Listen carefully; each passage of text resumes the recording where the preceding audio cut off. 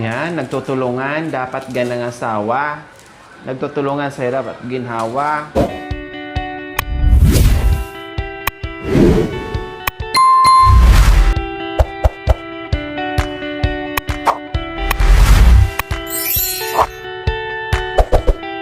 So ayan po mga kabayan, dahil hapon na at wala nang usok mga kabayan, magsaing na si Kuya Jerome. Subukan niya ang kanyang bagong stove po mga kabayan. Yehe! Hindi na magdudumi yung bahay at Bukas ko na lang kung kung ito, alisin. oo, kailangan pais-isan mo ni ano yan na. Bukas na. So ngayon, para makaluto agad, no, bukas na lang isisan yung kaldero para maayos at malinis. Opo. Sis, ganun mo ng bigas. May bigas. So nakakatuwa lang po mga kabayan kasi talagang nakikita natin si Jerome, no, na talagang marunong sa lahat ng bagay, no. Hindi mo makitaan na reklamo or pagod. Sabi nga niya, hindi ako nakakaramdam ng pagod pero ako mismo nag-uutos sa kanya na magpahinga, mag-relax muna, magpahinga, no. Yun ang nakakagandahan ni Jerome mga kabayan, na maliksi, marunong sa lahat ng bagay, alam po niya gagawin. Kapag galing sa pamamasada, no, pagdating ito ng bahay, may mga pagkakataon pa na siya ang mag-aasikaso sa pagkain ng mga kabayan. No, nakita naman natin kung gaano ka sipag at kabilis kumilo si Kuya Jerome. So ayan po mga kabayan, drainage yan dyan, yung binubuhusan ni Kuya Jerome, drainage yan. No, may amoy dyan na nanggagaling dyan mga kabayan. So isa din yan sa gagawin bukas. No, isa din yan sa gagawin bukas mga kabayan dahil lalo magkasakit yung mga bata or si Ate Princess na naaamoy niya yung kanal. Siyempre, nandyan lahat ng dumi, sari-sari na nandyan. Diba, lahat ng amoy nandiyan na. Yubeng! So, sabi ko, hinahanap ko saan ba nangangamoy, saan ba banda. Dahil wala nang amoy sa loob ng bahay, pero pag humangin, merong amoy na pumapasok dito sa loob. Yun pala, sabi ko, saan? Diyan daw. O, kanal pala yan mga kabayan. So, kailangan takpan yan. Sementuhin. Para hindi maamoy nila. Kaya pala mga kabayan maamoy. May drainage pala dyan.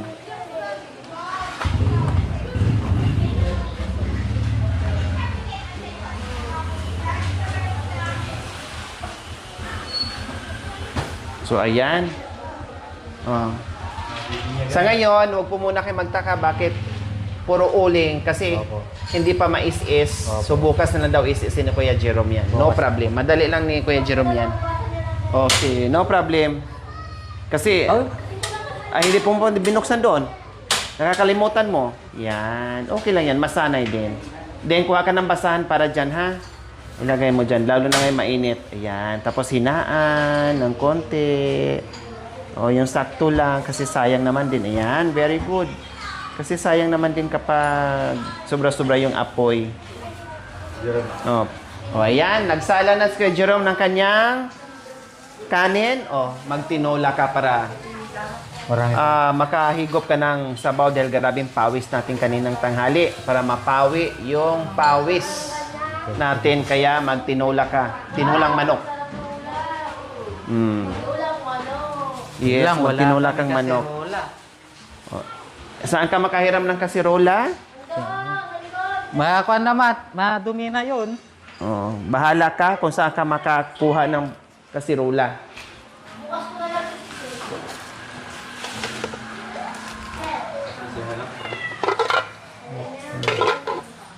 Di bale, bibili naman ako ng is-isin na lang. Wala, ang liit naman. Ang liit. Walang malaki-laki. Sakto lang kasi yung pagkuhakuan namin. O sige, isang isang sayote lang. Kasi aapaw yan. Sige. Dapat buludan mo na kasirola. Dapat kasirola yan. Bubulutan, tekang ka lang to si Damo. Kasi lang machay. Agiram na lang ako ng kasirola, tapos bibigyan ko na lang ng ulam si... Oh, no problem. No problem. Sige, sige. Tama natin, Princess. Sobrang alikabok. Bukas na yan dyan. Pa. Oo, may malunggay. Bigyan natin. May malunggay dyan. Ayun, malayo pang kukunin. Doon pa. Ha? Doon po. Oo. Malunggay. Sa makahingi. Sabi mo na kay Kuya Christian. Meron daw. Okay, sige. Hugasan mo muna habang nanghihiram ng kaldero para pagdating ay okay na. Diyan ka na mag-prepare. Kuha ka ng mga pinggan. Hugasan mo muna yung mga ano. Kaya mo na yan. Opo, kaya. Bahala ka na. Dalaw na anak mo. Kaya mo na yan.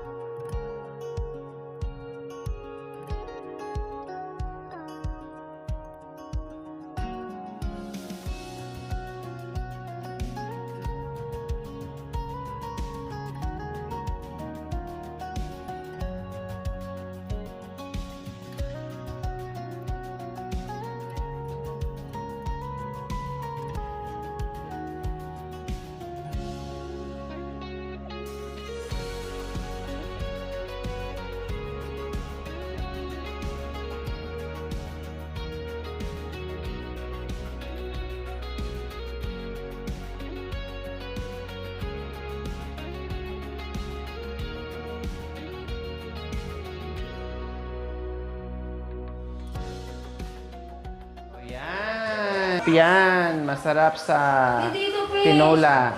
Hindi fish to, hindi fish. Hmm. Hindi fish, oh, hindi, oh. Dahon. Ganun din mo. May mo dyan, kuha ka ng ano.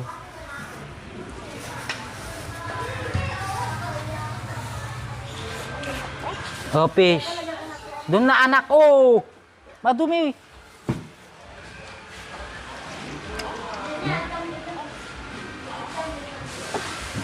So, Ay, habang ako. naguhugas, Nya, may tindig-dig Kuya dito nga. Jerome sa Nakuha ako ng lalagyan. manok para pang tinola. Si Ate Princess naman ay inaayos yung pagsipad-sipad ng ano, malunggay.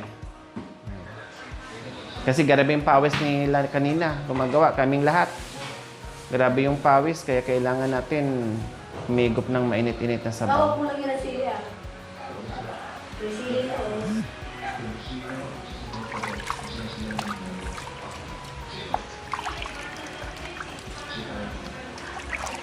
Sindi mo yung silaw. Hindi makita. Ha? O yan. Diyos ko, may ilaw pala. Ba't? Ay, apo. Tipid ko na. Tipid. Hindi baling ano, tama lang yun na nagtitipid Oo, na huwag bagay-bagay. mawakan. Pero kung kailangan, katulad niyan, madilim na may ginagawa ka, magtipid ka pa rin, nagpailaw pa tayo. Huwag bibiwa. Tama lang yun na nagtitipid. No problem doon.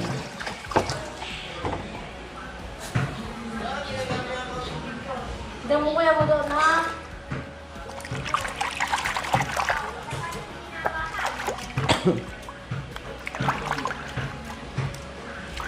Yes.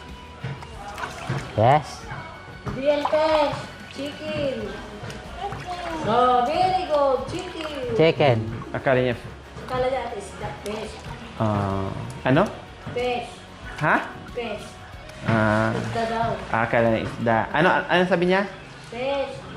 Pero, Sabi ko naman chicken. Chicken! ayun.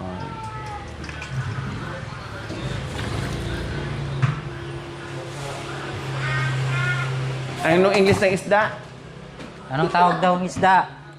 Pes. Ah? Fish! Sabi mo ba? Ha? Pes. Ano? Pes daw. Ano? Pes. Pes.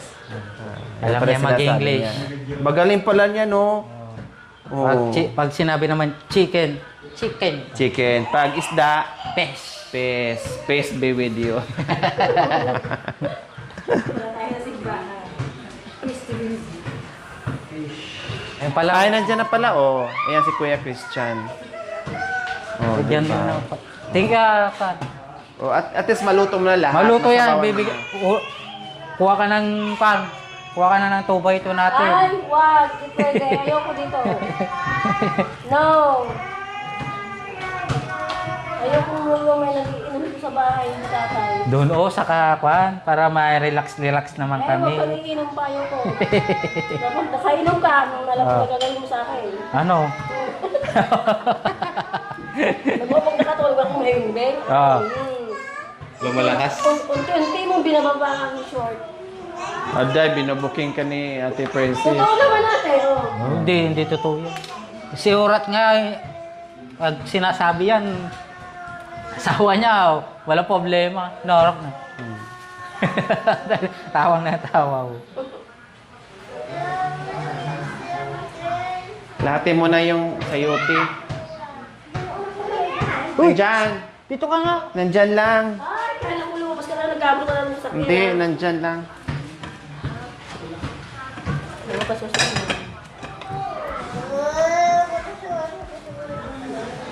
Kuha tayo ng lagyan. Ay, nagalat tinapa yun. Upo ka, Kuya. Pahinga. Doon na. Tawa par. Oh. Bukas Bigyan na mo tayo kayo. ulit magpintura, ha? Bukas Doon na. na, sarado. Bilisan mo.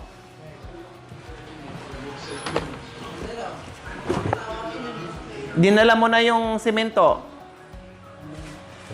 Ah, nandun pa. Bukas, dalhin mo na lang.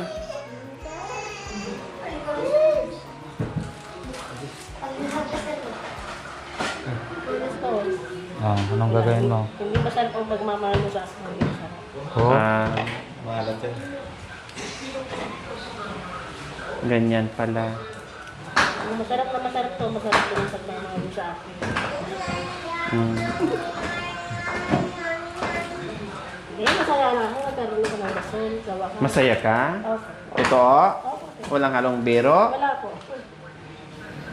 Masayang masaya at nanginginig na rin ako. Mm. Wag ganito, ate, nanginginig po ako. Oo nga, nakwento niya sa akin, kapag ako sasakay sa pedal mo, Nanginginig Halos- talaga. ang bilis mong magpadyak, pero pag sila daw, Oh. ang bagal-bagal mo daw pumadyak, halos hindi mo sila kayang... Bakit? Di ko nga alam. O tapos ngayon, pag nandito ako, parang taranta ka, parang Nanginginig. nanginginig. Nanginginig sa saya. Siyempre, dahil Dahil ganyan excited, na tayo. dahil sa mga bagay-bagay na Hindi na mauusok. natatanggap natin. O biro mo, ilang taon kayong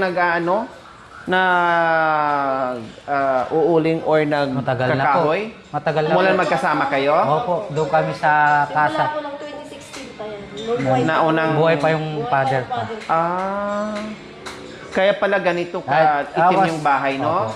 Tapos yung panay ulam namin, panay gulay, mga talong, ganyan. Diskarte lang po. Tapos pag wala naman, pupunta ako sa ilog, magkukuha ng mga isda. Wow, nanghuli ng Pag isda. walang trabaho, ganyan. Kaya pala ang tindi ng itim ng usok sa tagal ng panahon na nagkakahoy, no? Yun po, yung kasurula namin, pati ito, buhay pa yung father niya, ginagamit na namin yan. Mm.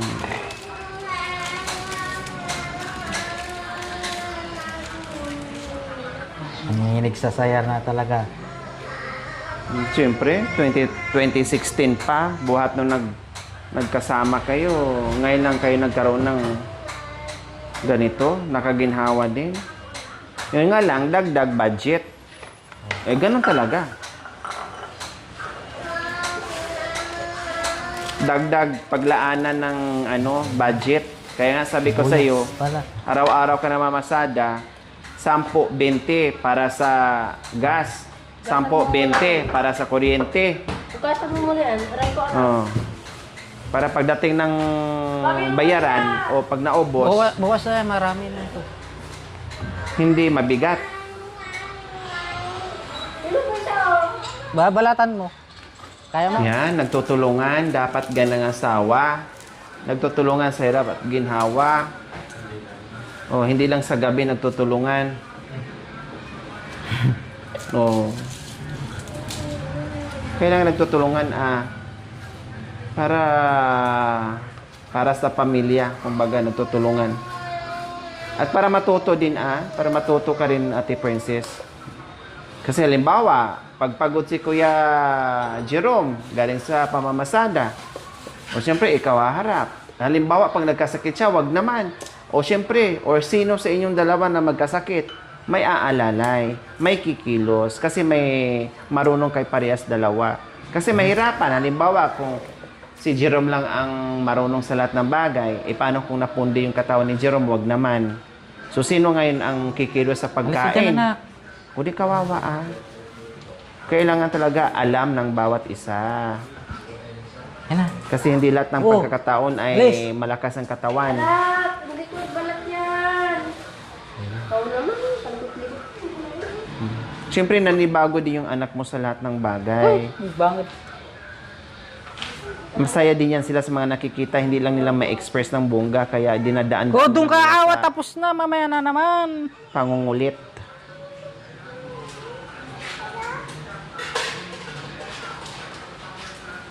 Kaya siguro pagkain ko Ha? Kaya siguro pagkain ko Siyempre, masyado silang inosente sa mga bagay-bagay. Masasanay din yan sa katagalan, unti-unti. Sanay kasi sila na pagkain na lang, kain na lang kaagad, ne? Kasi luto na eh. Ngayon, para makakatipid ka, Kuya Jerome, kasi maayos na yung lutuan nyo para makakatipid ka. Kasi, magkano ang binibili mong ulam? Magkano budget? Pan po. Meron naman po, 200. Ganyan, 150. So, nakadepende. Yung 200 mo, sa buong maghapon nyo, halos hindi nyo pa maubos kung magluluto kayo. Mas Opo. makatipid ka. Opo. Kasi kung bibili ka tuwing Pangbili 100, namin 200, Pangbili- isang kainan lang yon. Opo, pangbili namin ng mga pagkain mga bata, almusal nila. Oo. Pero kung magluto ka sa umaga, na halagang 200, katulad niyan, Opo. no? Buong, yan, 300. Tama, 300 yan? Oh, 300. Oh. Kainin niya buong maghapon na yan. Makakatipid ka. Kasi, Opo, tipid ko, tinipid namin yan. oo, makakatipid ka. Kasi Kasi, yung binili mong galunggong po, tipid lang po namin. oh, Yun kasi lang kung po. bibili ka sa almusal mo, halagang 150. Sa tanghali mo, bibili ka na naman ng 200. Sa hapunan mo, bibili ka na naman ng another. O kundi ang laki ng expenses mo sa ulam pa lang, magluto. Opo. Magluto. Para mas makatipid ka kapag nagluluto. Kasi yung bili-bili, kasi mahal na siyempre, mahal na sa karinderya, tutubo din sila Opo. Hindi naman pwedeng hindi, dahil negosyo nila yon. Opo. Pero pag ganito, na magluto ka, makakatipid ka. Opo. Fresh pa. Di ba? Alam mo na ikaw nagluto na bagong luto, fresh pa. Okay, so ayan, nagigisa na si Kuya Wala pa yung luya. Jerome. Okay lang, pwede naman to follow yung luya. Madali lang yan.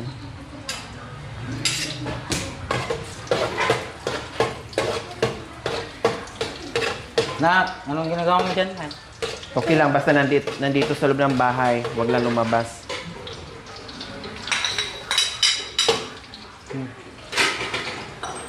Hindi mo yan. Bawal ka pala sa sili, Ate Bawal Princess? po yan. Bakit? Bawal pala sa hikayan? Matitrigger pala yung ano mo. Pero sa isang sili, hindi ka allergen, no? Yung sili na medyo malaki-laki. Iba naman yung sili na yun. Ang dami mong bawal, pero pagdating sa ano, walang bawal, ne? Bawal yung pansahing sili na yun. Bawal din. Sawa na rin ako ng sili na yun. Ayoko rin. Pati ako, bawal rin sili sa akin, manghang. No problem. Pati lalo ka mo yung mga bata, kung hindi sila sanay. Okay ka, bawal. Check mo nga yung anong kanin mo, kung luto na. Dapat yung mga kaldero nyo bukas, malinis na, ha? Mais-isa na yan, Ate Princess. Kayang-kaya mo na yan, Ate Princess. Is-isin.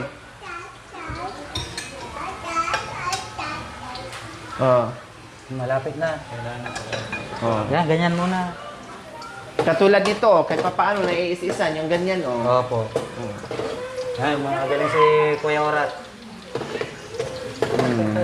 Very good yung hiniraman ng ano ni kay Kuya Christian, yung tumulong sa amin dito. Ganyan ka, ano.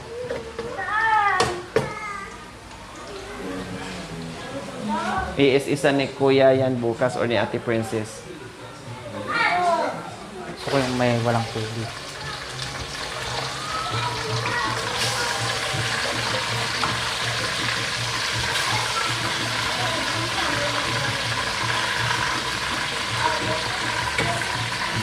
Yan. Diba?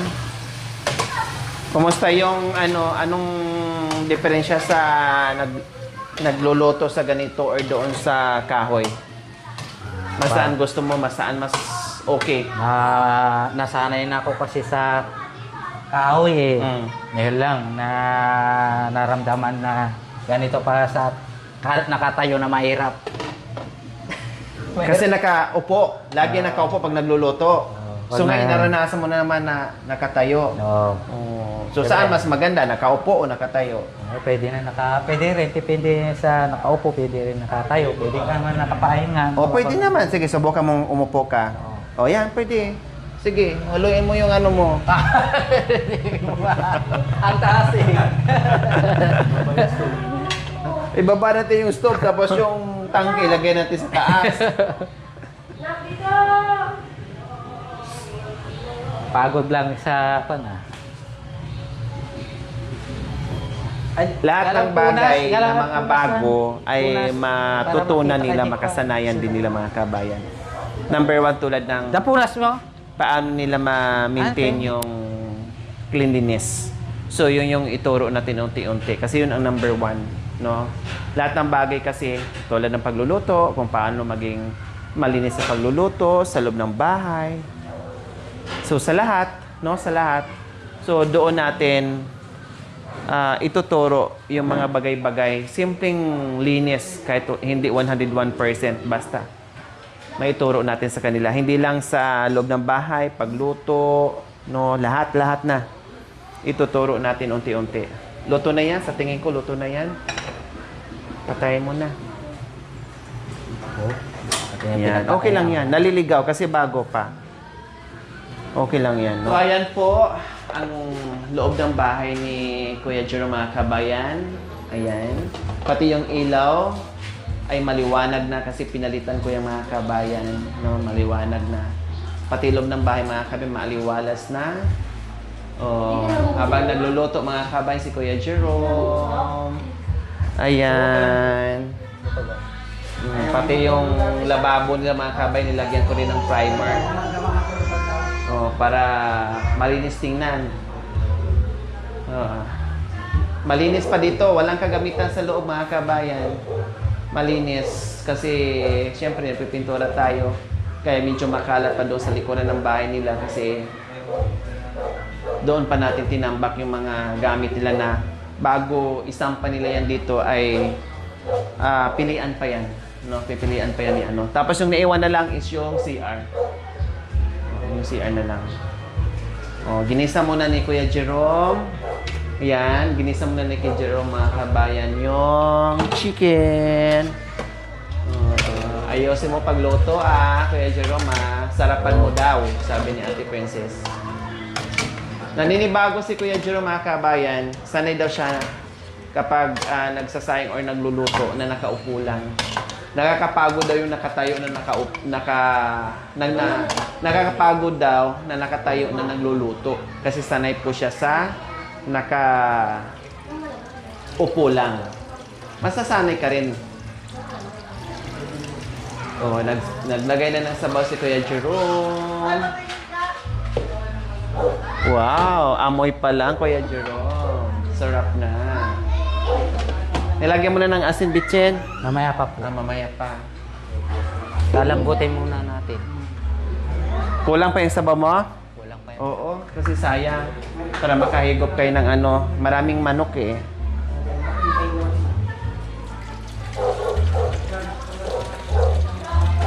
Dagdag pa siya ng ano.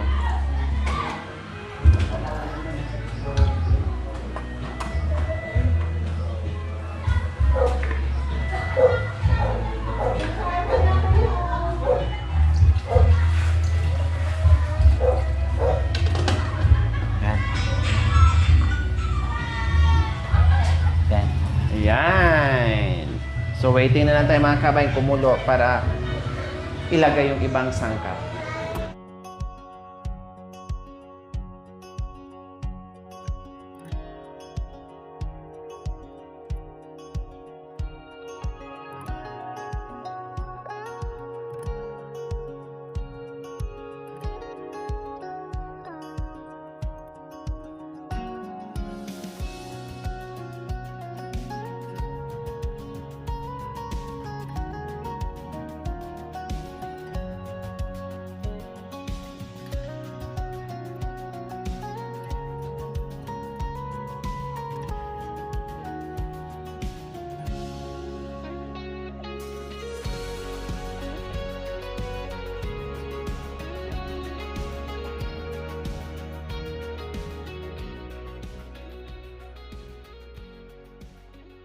Amoy pa lang, busog ka na.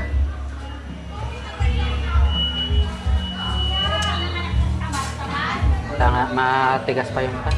Yung sayote. May po lalagay ko. Ito baka makalimutan mo, ano yan, May sira. gagawin po ako bukas. Gisa. Gigisa ko ng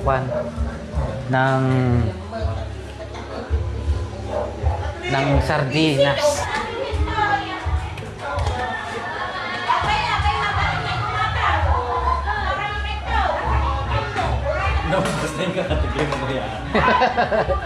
Ayan, sus, ang lambot na. Ay, apo. Di na siguro. Oo, ang lambot-lambot na yan eh.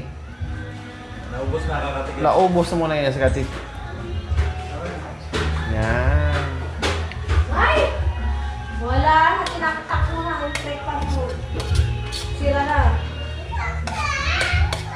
Yan ang nagpapasarap. Kung mga kabayan, sila ay maghahanda na sa kanilang hapunan. Mamaya ilagay yung magsando Hugas ka muna muna ng kamay, kanin. anak. Bago kakain, maghugas ng mga Hugas muna kamay kamay. doon. Hugas muna kamay. Ah. Ay, doon na lang sa CR doon. Hugasin ko na lang kamay mo. Huwag ka na mababa. May tubig doon. Bago kakain, very good. Oh, dapat ganyan ha, Ate Princess. Opo. Kaugaliin na maglinis na kami bago kakain. Para very good, hindi magkasakit.